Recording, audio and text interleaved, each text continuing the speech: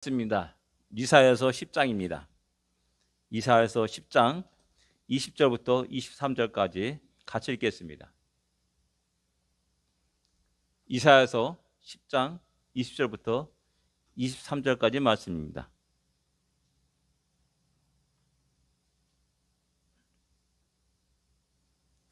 같이 읽겠습니다. 그날에 이스라엘의 남은 자와 야곱 족속에 피난한 자들이 다시는 자기를 친자를 의지하지 아니하고 이스라엘의 거룩하신 이 여호와를 진실하게 의지하리니 남은 자 곧 야곱의 남은 자가 능하신 하나님께로 돌아올 것이라. 이스라엘이여 내 백성이 바다의 모래 같을지라도 남은 자만 돌아오리니 넘치는 공의로 파멸이 작정되었습니다. 이미 작정된 파멸을 주 만군의 여호와께서 온 세계 중에 끝까지 행하시리라. 아멘. 그날에라는 제목입니다. 이사야 선지자, 유다 우시아 왕 때부터 히스기야 왕 때까지 활동했던 선지자입니다. 이사야 선지자는 점차 다가오는 국가적인 위기 상황 속에서 하나님의 뜻을 선포하고 외쳤습니다. 또 더 나아가서 영적으로 점점 퇴락하고 황폐돼가는 그 백성들을 보면서 그 백성들에게 하나님의 뜻을 선포하였음을 알 수가 있습니다. 영적으로 황폐돼가는 그들을 향하여서 하나님 무서운 진노와 심판을 이야기합니다. 바로 하나님의 무서운 진노와 심판을 보면서 예언 활동을 하고 있는 겁니다.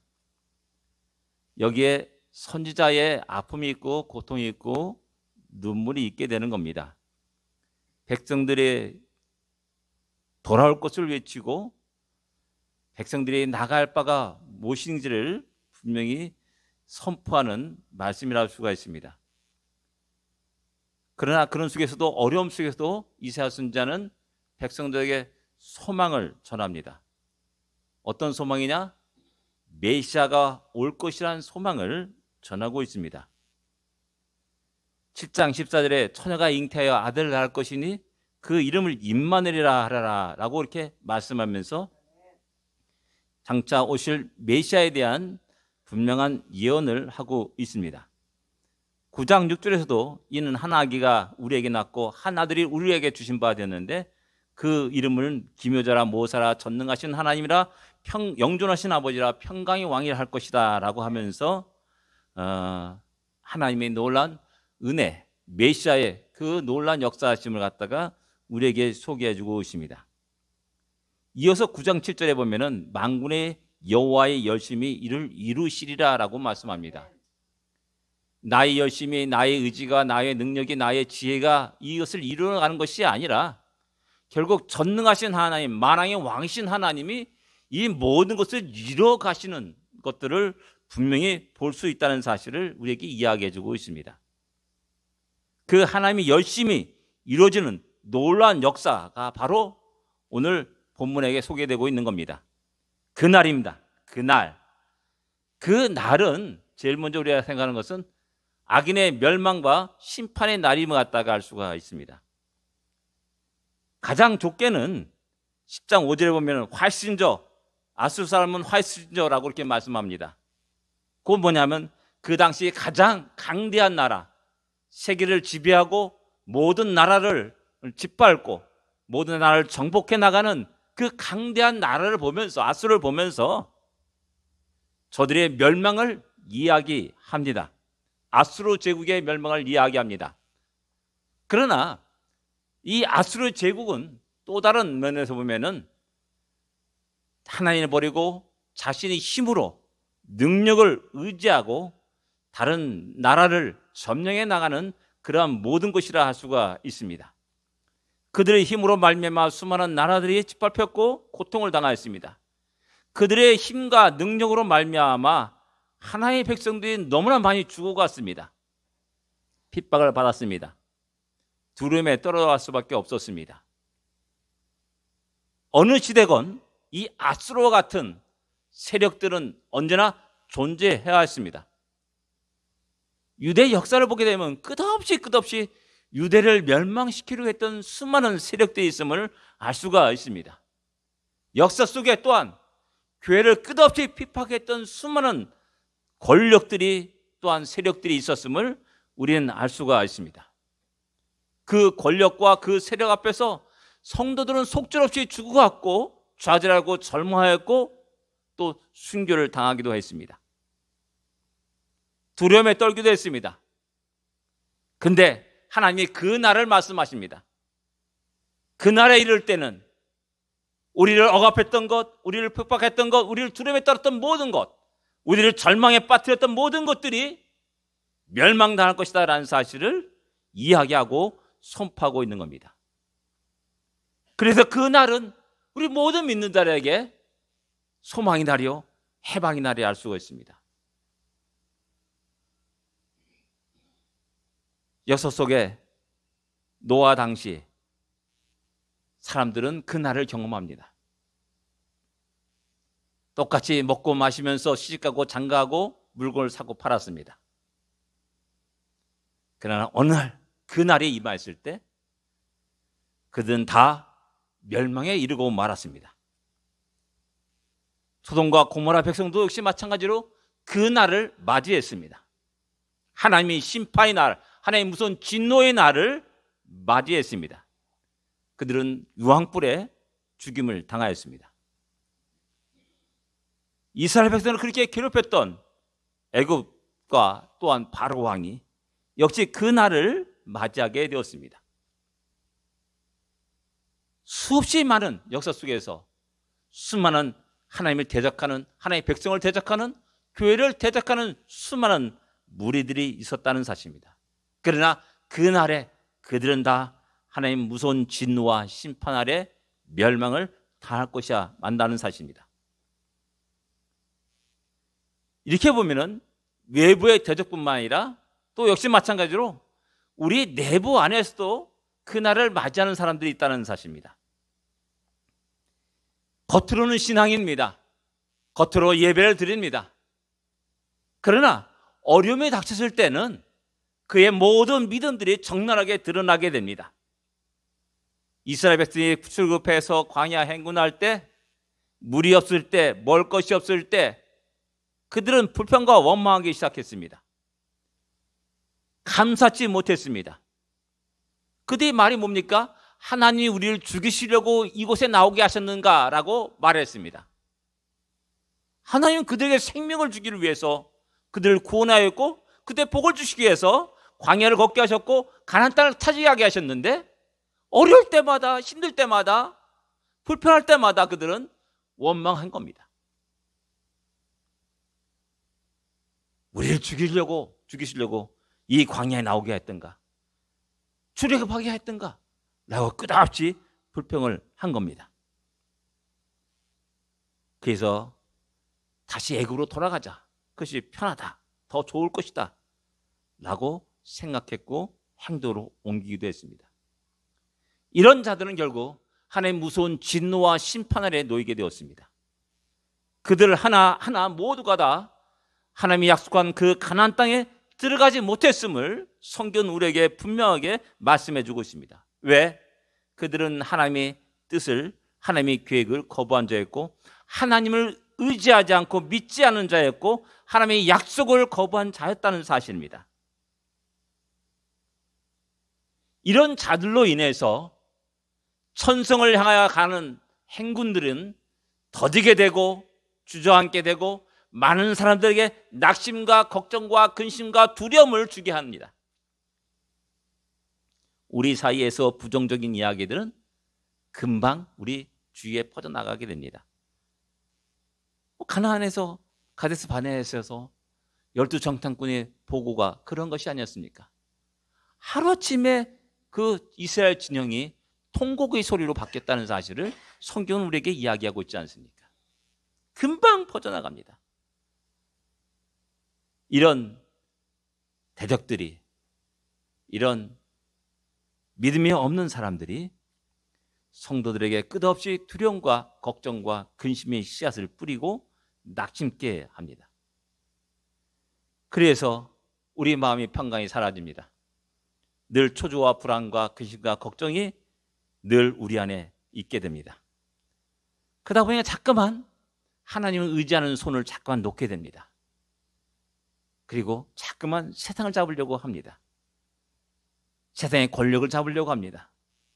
영향력이 있는 사람들을 잡으려고 합니다.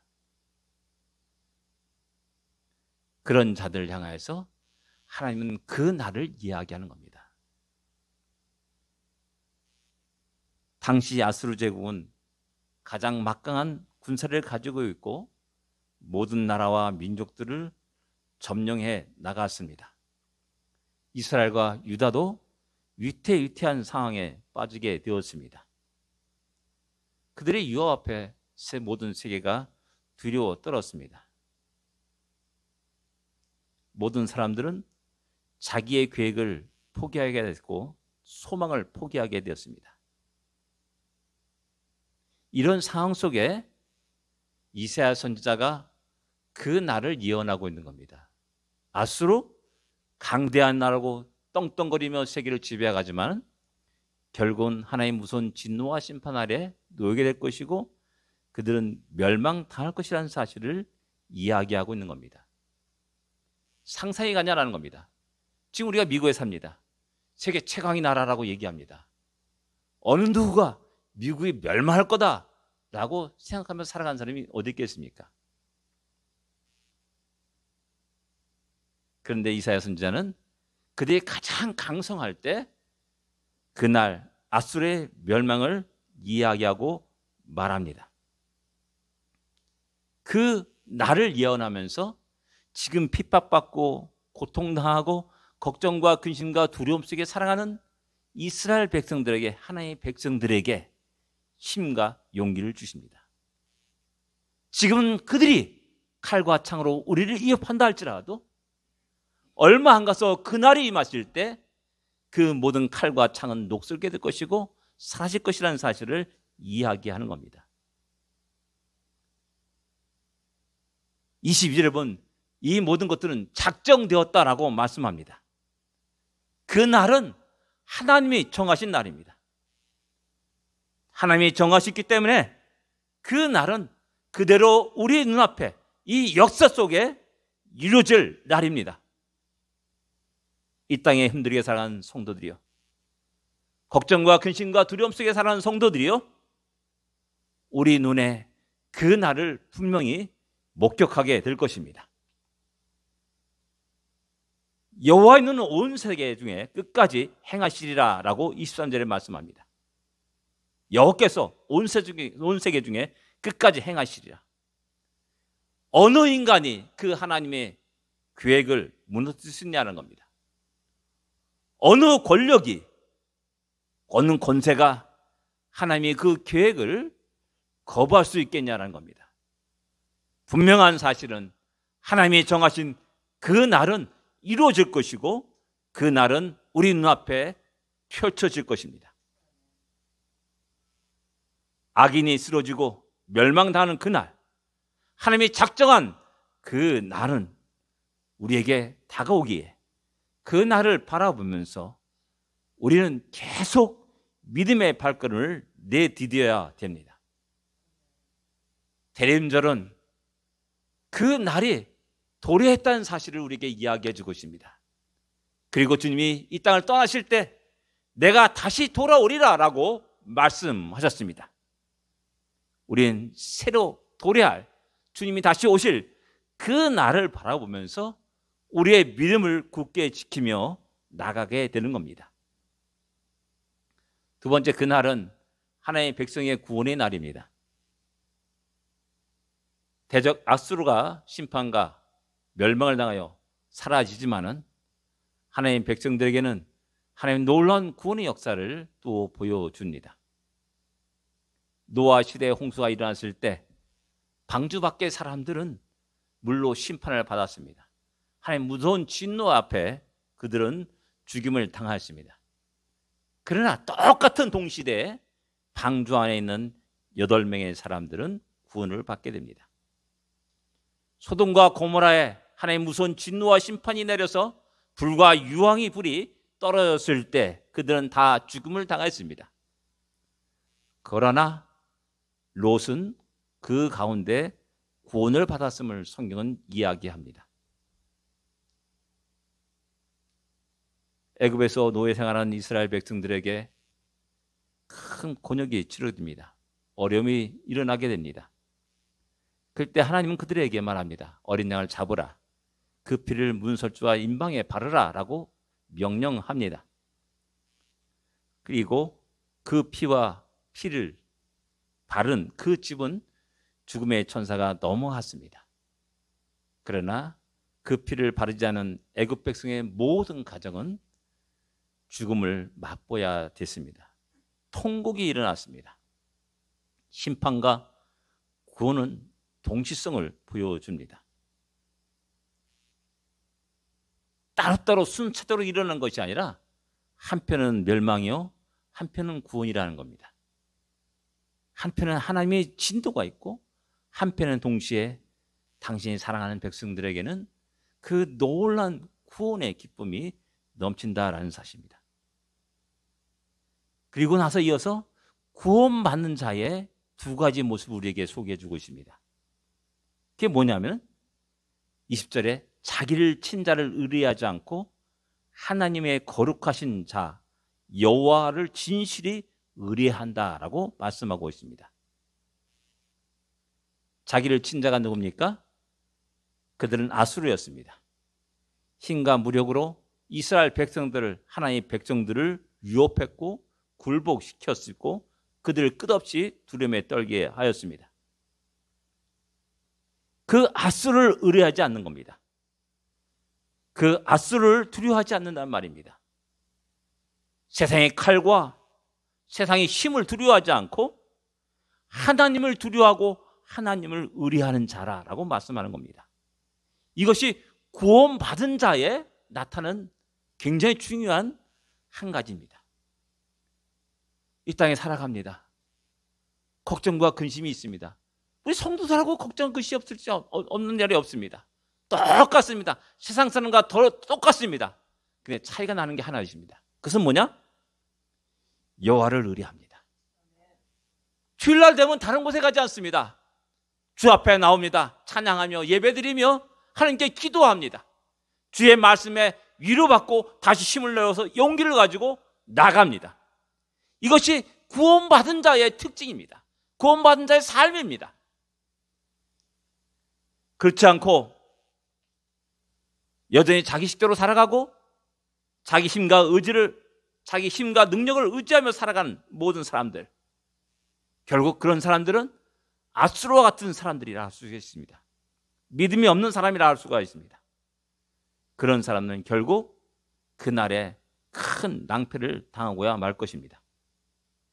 그러나 어떤 상황 속에서 여호와 하나님을 의지하고 살아가는 자, 세상을 의지하지 않는 자, 세상의 부귀영화를 두려워하지 않는 자, 그런 자들은 결국 하나님의 자비와 긍휼 아래 있게 되고 진정 하나님은 나의 산성이요 방패시요 반석이시라는 사실을 깨닫고 기쁨과 감사 속에 살아가게 되는 것입니다. 수많은 성도들이 세상의 권리 앞에 무릎 꿇지 않았습니다. 기꺼이 자기의 생명까지도 드렸음을 성경은 우리에게 이야기하고 있고 세계의 역사는 우리에게 말씀하고 있습니다. 기도원의 300용사가 미디안의 10만 대군을 두려워하지 않았습니다.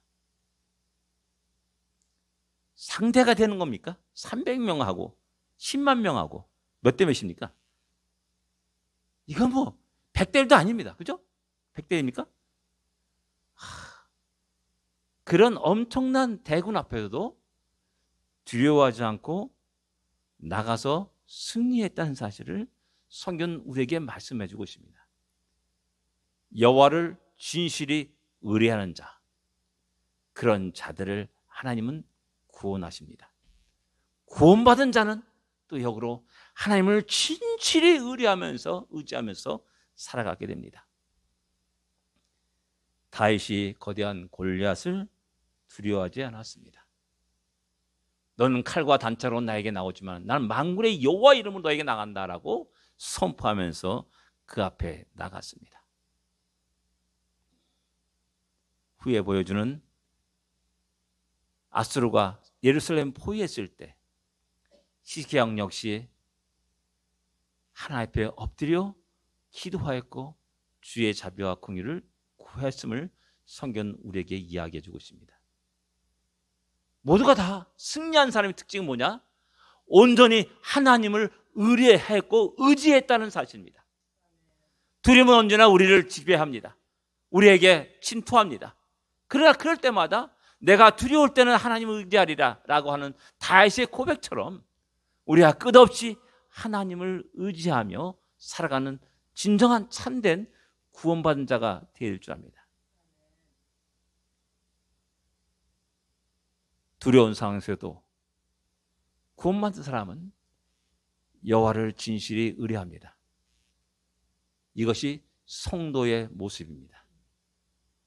우리는 다시 이 주일을 통하여서 주님의 말씀을 통해서 우리 성도의 본래의 모습으로 돌아가야 됩니다. 회복되어야 됩니다. 다시 하나님을 의지합시다. 두 번째로 구원받은 자의 독특한 특징은 뭐냐면 능하신 하나님께로 돌아오는 역사, 그날에 있을 것이다. 21절의 말씀처럼 하나님께로 돌아가는 겁니다. 하나님께로 돌아가는 것, 여호와께로 돌아가는 것, 그것을 말씀합니다. 예루살렘에 돌아가는 것을 얘기하지 않습니다. 가나안 땅으로 돌아가는 것을 말하지 않고 여호와 하나님께로 돌아가는 것을 말씀하고 있습니다. 의뢰한다는 말이 정적이고 소극적이라 한다면 돌아간다는 말은 어떤 동적인 면을 이야기합니다. 적극적인 면을 말합니다. 하나님을 바라봅니다. 그리고 그분께로 발걸음을 내딛습니다. 믿음의 발걸음 한 걸음 한 걸음을 내딛게 됩니다. 믿음의 사람은 그래서 뒷걸음치지 않습니다. 뒤로 물러나 후퇴하지 않습니다. 표대를 향하여 끝없이 전진해 나가는 그런 삶을 살게 됩니다. 몸과 마음의 전 인격이 하나님께로 향하여 움직이게 됩니다. 이것이 바로 구원받은 자의 두 번째 모습이라 할 수가 있습니다. 우리는 과거가 우리의 삶을 꽉 잡고 있을 때가 있습니다. 나의 실수가, 나의 죄악이 너무나 안타까워서 후회하면서 눈물을 흘리면서 자책하면서 어둠 속에 살아갈 때도 있습니다. 그러나 다시 한번 우리가 우리 하나님을 바라보시기 바랍니다. 그리고 그분께로 한 걸음 한 걸음, 어렵습니다. 힘듭니다. 아기가 한 걸음 내딛는 것이 그렇게 어렵고 힘들듯이 굉장히 힘들고 어렵습니다. 그러나 우리가 아장아장 걸으면서도 그분께로 나갈 때 우리 하나님은 기쁘게 감사하게 우리의 손을 잡으시며 우리를 품에 안으시며 우리를 안으신다는 사실입니다. 이 땅에 오신 주님을 다시 바라보면서 그리고 주님께로 힘찬 믿음의 발걸음을 계속 내딛는 우리가 되기를 원합니다. 오늘 본문에는 남은 자가 계속 나옵니다. 과연 그 남은 자는 과연 누구입니까? 남은 자, 그는 생존한 자입니다. 살아있는 자입니다. 가장 극한 어려움 속에서도 생존한 자, 남아있는 자, 살아있는 자입니다. 어떻게 살아갈 수 있고 어떻게 남을 수가 있었습니까? 그것은 하나님의 크고 놀라운 은혜를 입었기 때문에 살아갈 수 있는 겁니다. 하나님의 자비와 긍휼을 입었기 때문에 살아갈 수 있고 생존할 수 있고 남을 수 있었습니다. 근데 중요한 것은 뭐냐면 어떤 자에게 하나님의 그런 은혜를 베푸시는가라는 겁니다. 그것은 바로 믿음을 지킨 자들에게 하나님은 그런 은혜를 베푸신다라는 겁니다. 우리는 많은 핑계를 할 수 있습니다. 너무나 바쁩니다. 내가 먹고 살아야 됩니다. 그러면 잠깐 하나님을 섬기는 것, 예배 드리는 것을 좀 뒤로 물어대겠습니다. 내일로 미루겠습니다. 라고 이런 핑계를 댈 수가 있습니다. 그러나 그럼에도 불구하고 믿음을 굳게 지키며 나가는 사람들이 있습니다. 그런 사람을 향하여서 하나님은 은혜를 베푸십니다. 당신의 자비를 베푸십니다. 능력을 베푸십니다. 곧 뭐냐면 이 남은 자는 하나님이 은혜 가운데 있는 자라라고 말할 수 있습니다.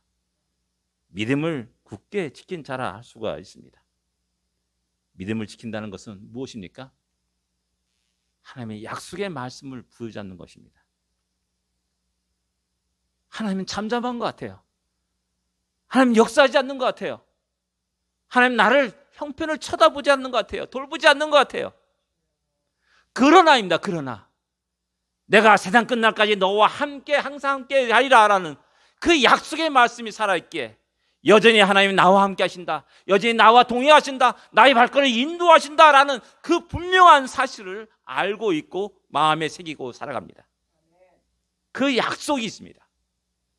그 약속이 있을 때 우리는 믿음을 굳게 지키고 살아갈 수가 있습니다. 그 약속을 신뢰합니다. 이스라엘 백성이 430년 동안 노생활을 했습니다. 그들은 어떻게 계속 이스라엘 백성으로 남을 수 있었습니까? 우리가 이민자 생활합니다. 1세대만 지나가도 2세대, 1.5세만 지나가도 이제 한국말을 거의 모르는 사람들이 많이 있고 그렇습니다. 한 50년, 60년만 지나가면은 이젠 대한민국이란 그 곳조차도 잊어버리고 살아갈 겁니다.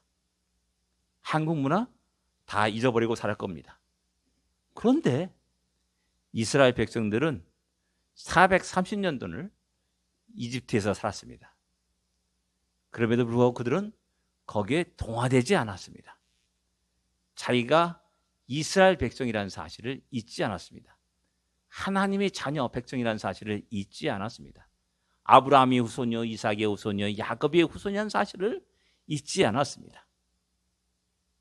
어떻게 그럴 수가 있냐는 겁니다. 야곱이 자기의 생을 마감할 때 맹세를 합니다. 맹세시킵니다. 내가 죽거든 여기서 장례하지 말고 저 가나안 땅에 헤브론에 가가지고 막벨라 굴에 있는 그곳에 나를 장례하라 라고 맹세시킵니다. 요셉이 죽을 때 또 역시 마찬가지로 너희가 장차 나갈 때인데 그때 나갈 때 내 해골을 가지고 나갈 것을 갖다가 맹세시킵니다. 이스라엘 백성이라 한다면은 우리가 살아갈 동안 이것이 아니구나 라는 사실을 다 알고 있는 사람들입니다. 우리가 살 곳은 저 땅이야. 하나님의 약속한 땅, 그 땅이야. 그게 이스라엘 백성들의 공통된 생각이었고 가진 그런 어떤 가치관이었습니다. 그래서 때가 됐을 때 그들은 다 그 땅으로 향해서 둘둘 털고 일어났고 방향을 그 땅을 향해 나갔습니다. 이스라엘 백성이 바벨론 포로 생활 70년을 합니다. 너무나 힘들었을 겁니다. 그 화려한 문명에 다 동화되기도 했을 겁니다. 그리고 고레스 칙령이 나옵니다. 자, 각자 다 민족은 자기 나라 땅으로 돌아가라 라고 칙령이 내려집니다. 그리고 유대인들 마음, 그들은 짐을 싸들고 예루살렘으로 발걸음을 옮겨갔습니다. 이 모든 것들이 뭐냐면은 하나님의 말씀이 약속이 그 안에 있냐 없냐 차이가 나는 겁니다. 약속이 없는 사람은 이 땅이 좋은 겁니다. 이 땅이 최선이고 행복입니다. 잘 먹고 잘 쓰는데 뭐하러 그 고생하러 갈까? 그 동네에 가느냐라고 말할 것입니다. 근데 하나님의 계획은, 하나님의 뜻은 그곳에 있었습니다. 그 때문에 그들은 기꺼이 툴툴 털고 그 고향으로, 황무지로 다시 발걸음을 옮기게 되는 겁니다. 약속을 소유한 사람, 약속이 마음에 있는 사람들은 그 날을 소망하면서 살아가는 겁니다. 하나님은 그런 자들을 이 땅에 남겨두십니다. 작은 소수일 수 있습니다. 그러나 그 소수를 통해서 하나님은 다시 당신의 역사를 이루어 가십니다. 하나님은 아브라함을 통해서 약속하지 않습니까? 한 사람입니다, 한 사람. 시내에서 이스라엘 백성들이 금송아지를 만들었을 때 너무나 분노해가지고 그들 다 멸하리라. 그리고 모세, 너를 통해서 다시 시작하리라라고 하나님 말씀합니다. 우린 착각하는 게 있어요. 하나님은 10사람보다 100사람 더 좋아하고 100사람보다 1000사람 좋아하고 10,000사람을 10,000명을 더 좋아하고 그를 통해서 일하신다라는 엄청난 착각 속에 살아갈 때가 많이 있습니다.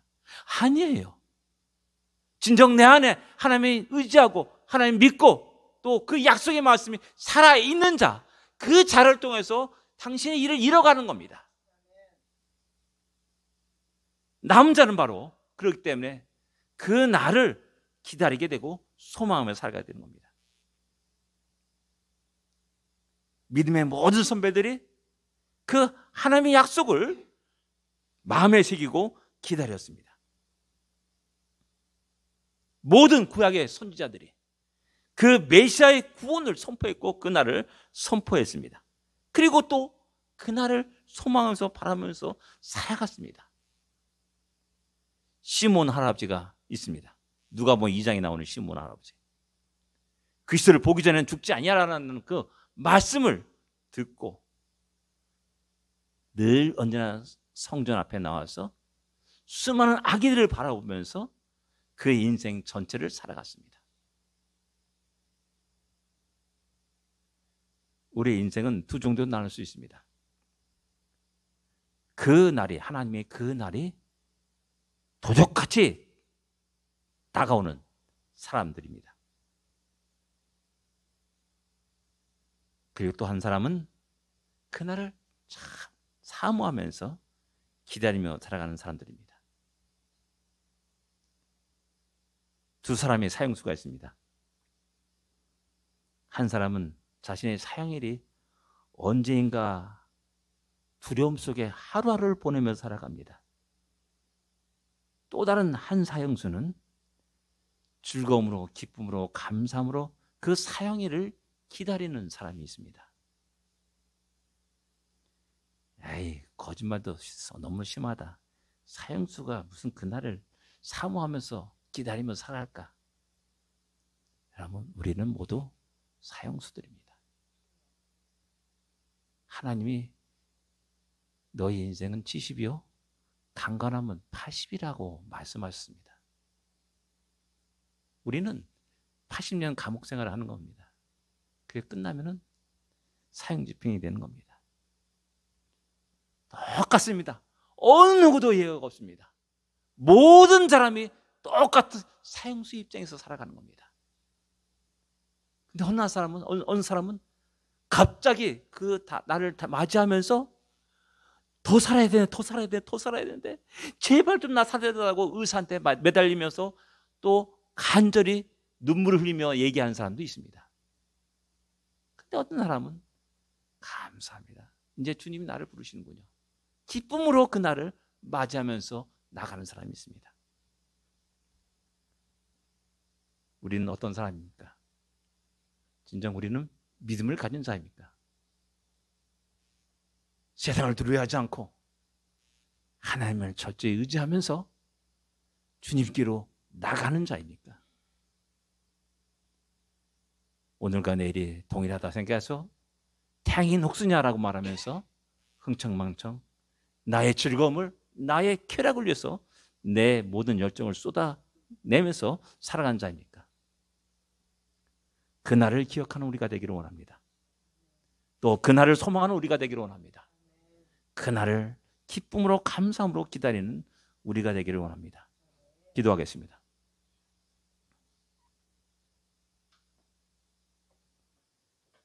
드디어 주님이 이 땅에 오셨습니다. 그 날이 우리 인류 역사 속에 이루어졌습니다. 우리 주님은 또 다른 그 날을 약속하시고 이 땅을 떠나셨습니다. 언젠가는 우리가 또 우리 주님을 맞이하게 될 그 날이 우리 인생 속에 일어날 것입니다. 다시 한번 그 날은 우리에게 기쁨의 날이요, 감사의 날이요, 영광의 날이 되는 그런 일이 되기를 원합니다. 이를 위해서 다시 우리의 믿음을 돌아볼 수 있기를 원합니다. 더욱더 우리가 하나님을 의지하고 주님의 약속의 말씀이 우리 안에 새겨지기를 간절히 소원하고 기도합니다. 기도하겠습니다.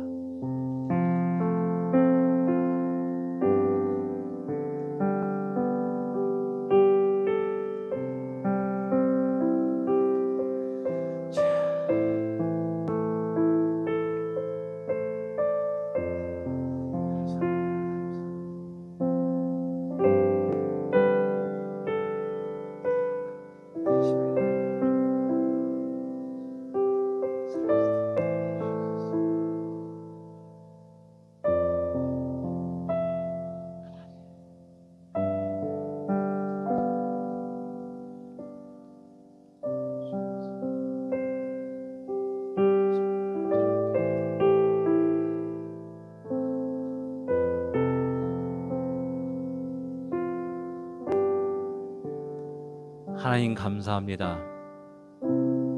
우리에게 그 날을 약속해 주심을 감사합니다.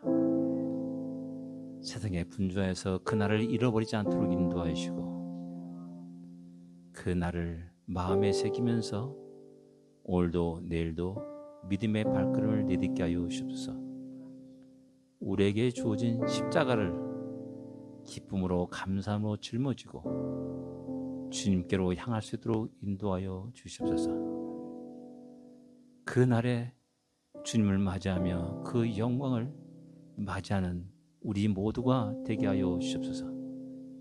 세상을 의지하지 않게 하시고 세상을 부러워하지 않게 하시고 세상의 가치관에 빠지지 않도록 인도하여 주시고 다시 한번 주님의 말씀을, 주님의 약속을 신뢰하며 오늘도 내일도 끝없이 믿음의 길을 걷는 우리 모두가 되게 하여 주옵소서. 하루의 해가 지는 석양이 아름답듯이 오늘의 인생의 마지막이 아름답게 하여 주시옵시고 하나님께 영광이 되게 하여 주시옵소서. 예수님으로 간절히 기도드립니다. 아멘.